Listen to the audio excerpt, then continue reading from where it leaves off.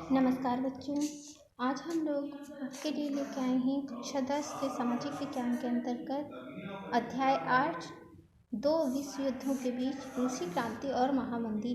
जैसा कि टाइटल से पता चल रहा है कि ये इतिहास से संबंधित एक टॉपिक है और इस पर चर्चा करने से पहले मैं आप लोगों से कहना चाहूँगी कि आप हमारे चैनल को सब्सक्राइब कर दीजिए, जिससे आपको कक्षा 10 के असाइनमेंट से संबंधित जो सिलेबस है उसमें आने वाले सभी अध्यायों का वीडियो हमारे चैनल पर प्राप्त होता रहेगा। तो आइए देखते हैं दो विश्व युद्धों के बीच रूसी क्रांति और महामंदी। जैसा कि टाइटल में ही दिया हुआ है कि दो विश्व युद्धों के बीच में बहुत सारी घटनाएं घटी। जो प्रथम विश्व युद्ध था उसकी समाप्ति कब हुई? 1918 में, और इसके पश्चात द्वितीय विश्व युद्ध की शुरुआत। इन दोनों के बीच में बहुत सारी घटनाएं जो है घटित हुई, उनमें से एक थी रूसी क्रांति और महामंदी। जैसे जैसे प्रथम विश्व युद्ध समाप्त होने लगा वैसे वैसे पूरे यूरोप में एक क्रांतिकारी लहर उठी, जिसने पुराने राजघरानों और तानाशाही राज व्यवस्थाओं को उखाड़ फेंका। तो यहाँ पर जो तानाशाही राज व्यवस्थाएं थीं, जो कि जनता के ऊपर अत्याचार करके और वहाँ पर शासन कर रहे थे, ऐसी राज व्यवस्थाओं को क्रांति के द्वारा जो है जनता ने हटा दिया। इसकी शुरुआत मार्च 1917 से हुई। प्रथम विश्व युद्ध की समाप्ति कब हुई? 1918 में। और जो रूसी क्रांति थी उसकी शुरुआत कब हुई? 1917 में हो गई। 1917 में रूस की क्रांति हुई, जहाँ पे सम्राट जार निकोलस को अपनी राजगद्दी त्यागनी पड़ी। ये क्रांति कैसी रही? सफल रही। और क्रांति के फलस्वरूप जो वहाँ सम्राट थे जार निकोलस, उनको अपनी राजगद्दी का त्याग करना पड़ा। धीरे धीरे यह लहर जर्मनी, ऑस्ट्रिया हंगरी, बुल्गारिया, तुर्की आदि के राजघरानों को धराशायी कर गई। तो क्रांति क्या होती है? किसी चिंगारी की तरह होती है, और जिस प्रकार से भूसे के ढेर में एक चिंगारी पूरे ढेर को जलाकर राख कर देती है, उसी प्रकार से क्रांति की लहर जब रूस से शुरू हुई तो धीरे धीरे जो है वह पूरे क्षेत्र में ऑस्ट्रिया हंगरी, बुल्गारिया, तुर्की आदि जहाँ पर राजघरानों का शासन चल रहा था वहाँ पर भी वह फैलती चली गई। ठीक है, और आगे देखते हैं। रूस में अक्टूबर 1917 को एक और क्रांति हुई, जिसके द्वारा वहाँ साम्यवादियों की सरकार बनी। अभी तक हम लोग जानते हैं कि रूस में कैसी सरकार चलती है? साम्यवादियों की सरकार बनती है। ये सरकार प्रथम बार कब बनी? अक्टूबर 1917 में। अन्य देशों में साम्यवादी या समाजवादी सरकारें तो नहीं बनी, मगर वह लोकतंत्र की स्थापना हुई। साम्यवादी सरकार किसे कहते हैं? जिसमें जो भी संसाधन होते हैं राष्ट्र के अंदर, उसके ऊपर सभी व्यक्तियों का अधिकार होता है। इसको कहते हैं साम्यवादी सरकार। सभी का अधिकार होता है, लेकिन जो उसका क्रियान्वयन है वो कौन करती है? सरकार करती है। सरकार निर्धारित करती है कि किन संसाधनों का जनता किस प्रकार से प्रयोग करेगी। तो ऐसी सरकार को जो है साम्यवादी सरकार कहते हैं। अन्य देशों में साम्यवादी या समाजवादी सरकार तो नहीं बनी, मगर वहाँ लोकतंत्र की स्थापना हुई। लोकतंत्र का अर्थ होता है जनता के लिए जनता के द्वारा चुना गया शासन। ठीक है, जनता क्या करती है? अपने लिए अपने ही द्वारा अपने बीच से किसी व्यक्ति को चुन के अपना प्रमुख बनाती है और वहाँ पर जो है लोकतांत्रिक सरकार की स्थापना करती है। तो इस प्रकार से मतलब यहाँ पर मताधिकार जो है प्रणाली लागू हो गई। मतदान के द्वारा जो है इन्होंने अपना प्रतिनिधि चुनना प्रारंभ कर दिया। जर्मनी में वाइमर संविधान। ठीक है, वाइमर संविधान क्यों कहा गया?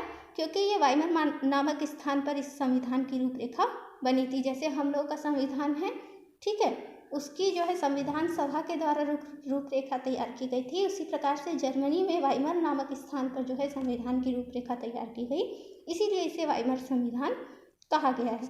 ठीक है, लागू हुआ, जिसके तहत हर वयस्क महिला व पुरुष, अमीर और गरीब सबको चुनाव लड़ने व वोट डालने का अधिकार मिला। ठीक है, तो जैसे मैंने बताया कि लोकतांत्रिक सरकारें यहाँ पर बनी, मतलब जनता के बीच से ही कोई जनता के द्वारा चुना हुआ प्रतिनिधि आगे आता है और अमीर गरीब सबको चुनाव लड़ने व वोट डालने का अधिकार मिल गया। लेकिन वाइमर गणतंत्र लगातार तनाव से ग्रसित था। क्यों तनाव से ग्रसित था? क्योंकि जो विजयी राष्ट्र थे उन्होंने क्या किया? प्रथम विश्व युद्ध में जितनी भी हानि हुई उसका जिम्मेदार किसको ठहराया गया था? जर्मनी को, है ना। तो इसीलिए जो है यहाँ पर वाइमर मतलब जर्मनी के वासियों को लोकतंत्र तो मिल गया, लेकिन वो लोग इसलिए बहुत परेशान हो रहे थे कि वो बहुत सारे कर्जे, बहुत सारी परेशानियां जो है उनको उस आज़ादी के साथ में प्राप्त हुई थी। तो वो आज़ादी की खुशी जो है वो लोग नहीं मना पा रहे थे, बल्कि एक परेशानियों के साथ में एक बोझ के रूप में जो है उस आज़ादी को झेल रहे थे, क्योंकि एक तरह उन पर विजयी देशों का दबाव था कि वह वर्साई संधि की शर्तों को पूरा करें। वर्साई संधि में जर्मनी को पूरी तरीके से प्रथम विश्व युद्ध का जिम्मेदार ठहराते हुए और उसको जो है संधि की शर्तों को पूरा करने के लिए बार बार विजयी देशों के द्वारा दबाव डाला जा रहा था। इस कारण जर्मन लोगों में इसके खिलाफ जबरदस्त उत्साह उत्पन्न रहा था।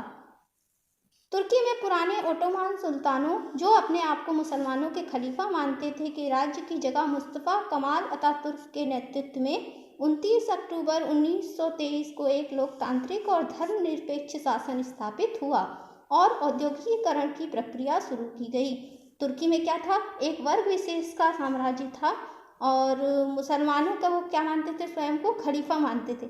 लेकिन 29 अक्टूबर 1923 को मुस्तफ़ा कमाल अतातुर्क, यहाँ पर आपको मुस्तफ़ा कमाल अतातुर्क का चित्र दिखाई दे रहा होगा, इनके द्वारा एक लोकतांत्रिक और धर्मनिरपेक्ष मतलब किसी विशेष धर्म को ना मानने वाली सरकार की स्थापना की गई।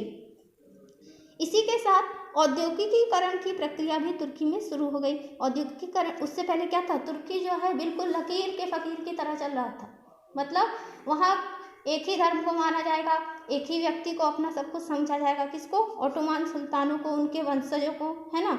और बालक बालिकाएं सिर्फ धार्मिक मदरसों में ही जाकर शिक्षा ग्रहण करेंगे, धर्म से संबंधित शिक्षा के अतिरिक्त वो कोई भी शिक्षा ग्रहण नहीं करेंगे, आधुनिकीकरण से बिल्कुल नहीं जुड़ेंगे। तो ये लकीर के फकीर का काम चल रहा था। लेकिन जैसे ही यहाँ पर कमाल अतातुर्क के द्वारा क्रांति स्थापित करके लोकतांत्रिक और धर्मनिरपेक्ष शासन स्थापित किया गया, वहाँ के बालक बालिकाओं को आधुनिक स्कूलों की व्यवस्था की गई तथा इस्लामिक साम्राज्य न रहकर आधुनिक राष्ट्र का स्वरूप वहाँ पर विकसित होने लगा।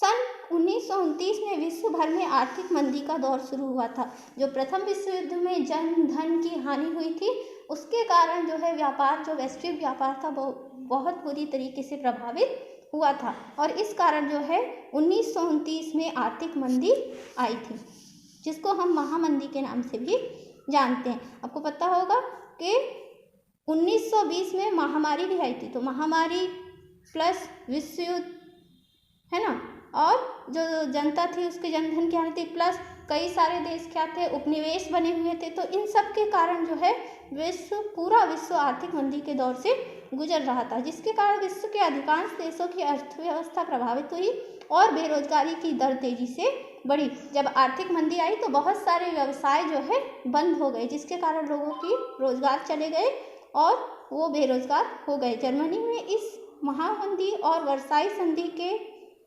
तहत हो रही हानि के कारण आर्थिक संकट गहरा गया। सबसे बुरा हाल किसका था? जर्मनी का था, क्योंकि जो है वहाँ की सरकार को बहुत बड़ा कर्जा भी चुकाना था और क्योंकि वो स्वतंत्र गणतंत्र तत्काल ही बना था, इसीलिए उनको अपने देश को भी चलाना था और पहले से ही उनका बहुत सारा जो प्रथम विश्व युद्ध था उसमें हानि भी हो चुकी थी। तो जर्मनी जो है दोहरी तिहरी मार उस समय झेल रहा था। लोगों में अपनी सरकार के प्रति आक्रोश पैदा होने लगा। सरकार क्या थी? अपना कर्जा पटाने के लिए लगी हुई थी, है ना, और देश की अन्य व्यवस्थाओं को मजबूत करने के लिए लगी हुई थी। साथ ही कुछ स्वार्थी लोगों के कारण वहाँ पर सरकार में जो है जनता की ओर ध्यान कम दिया जा रहा था। तो जर्मनी की सरकार में जर्मनी की जो जनता थी वो अपने आप को निस्सहाय पाकर सरकार के प्रति क्या हो रही थी? आक्रोशित होती जा रही थी। इसका फायदा उठाकर हिटलर और उसकी नाजी पार्टी सत्ता में आई। जो जनता थी उसकी भावनाओं का फायदा उठाकर हिटलर ने जो है, हिटलर क्या था?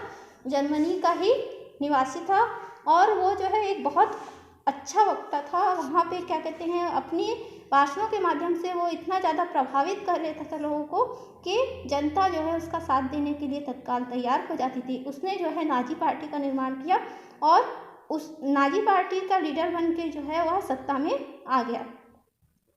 तेजी से विपक्षी दलों व मजदूर संगठनों का क्रूरता के साथ दमन किया। साथ ही यहूदियों के खिलाफ एक भयानक अभियान छिड़ा।